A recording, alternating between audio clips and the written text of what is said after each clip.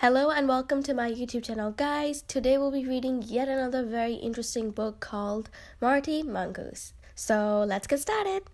In the rainforest next to a wide river, there grew a great banyan tree. This tree was ancient and provided a home for the many animals living there. Henrietta Heron had a beautiful nest high atop at the banyan tree.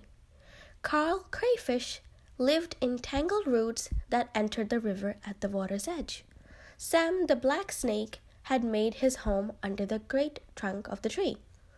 Marty Mongoose lived nearby. His home wasn't actually in the banyan tree, but close enough. The tree offered a cooling shade during the hot days and protection from the heavy rains that fell every afternoon. Now, you must realize that not all animals in the rainforests are friends. They depend on one another for different things, many times for food. To better understand this, let me explain how Henrietta, Carl, Sam, and Marty live within the Great Banyan Tree. Henrietta Heron had built her nest by the river, so she would be close to the food she usually ate. Her diet consisted of fish, frogs, crayfish, and even snails. She had a great home. Now, Carl Crayfish lived within the rocks and roots of the tree. Carl was really a scavenger.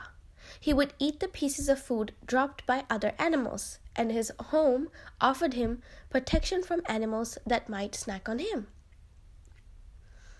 Sam the snake had made his home under the great banyan tree, as it was close to many things he liked to eat.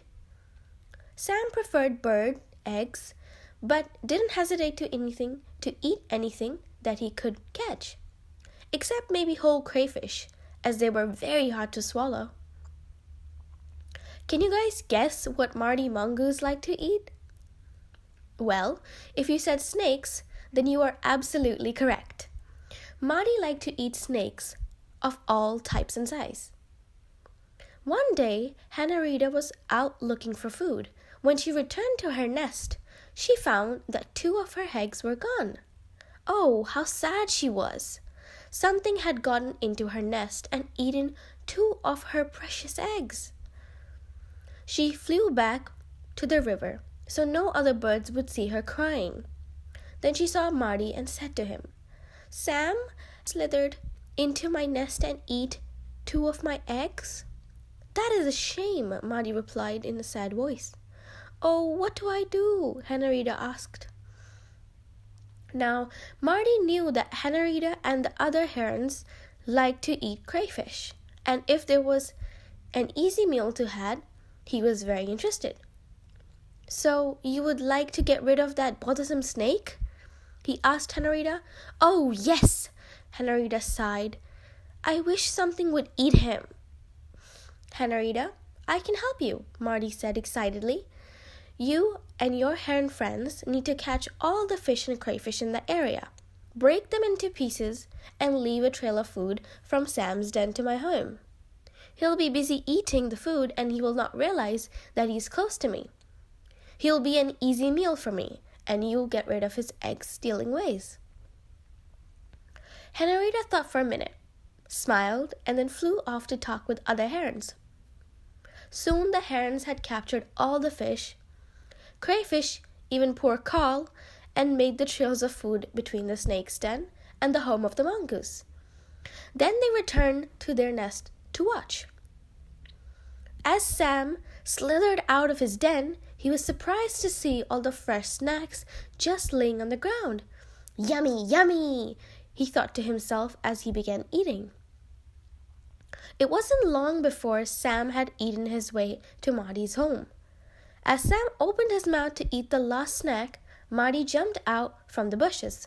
Well, I don't have to tell you what happened because you already know.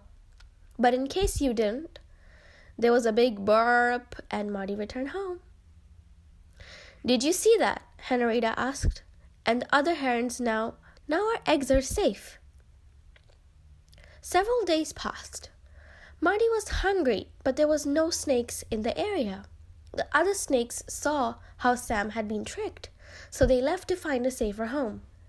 Marty looked into the river and realized that the other herons had taken everything from it to set up the trap. Then he looked into the great banyan tree and saw Henrietta. The other herons saw Marty climbing the tree, but it was too late to warn Henrietta. All they could do was leave their nests and, like the snake, find a safer home. Now, Marty was alone. There was no food in the area and no reason for him to stay in his nice home, protected by the great banyan tree. The great banyan tree is now empty of all life, but there is a circle of life in the rainforest, and it won't be long before new animals arrive at the banyan tree and call it home. Thank you for listening, and I hope you enjoyed.